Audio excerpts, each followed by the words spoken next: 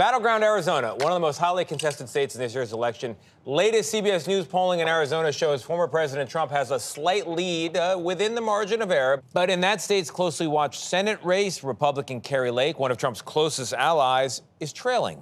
Chris Van Cleve is out there in the desert looking at the shifting political sands. If you believe the polls, you're the underdog here. I believe the people. I'm with the people every day, and I believe my internal polling. Oh, my goodness, do we love this man? Republican Kari Lake is an unfazed and unapologetic MAGA firebrand. Her campaign buzz touts President Trump's endorsement even bigger than her own name. We've got to keep this up, okay?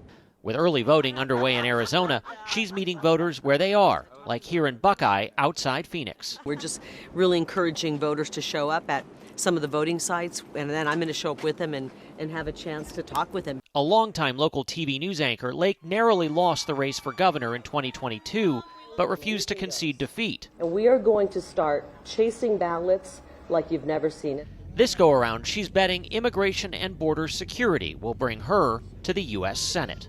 What can you do going to Washington to sort of break that logjam and actually get an immigration bill that will pass? By the time January rolls around, we're going to be able to push for some real serious border security. And then from there, we start talking about our immigration issues. And how do we let people in legally? We base it on what we need economically. ¿Cómo está mi gente? But leading in the polls is Democratic Congressman Ruben Gallego, a Marine combat veteran who is also working to reach every possible voter, even if it means a 4-hour, 8-mile hike to the bottom of the Grand Canyon to meet the Havasupai tribe in their remote village, home to about 150 prospective voters. It's also important for you to go to their land so they could actually see what they're talking about. The formerly self-described progressive is now working to expand his base and get voters across the state to turn out. We'll do anything we can to figure out how to actually take politics to people instead of them trying to force them to come to us.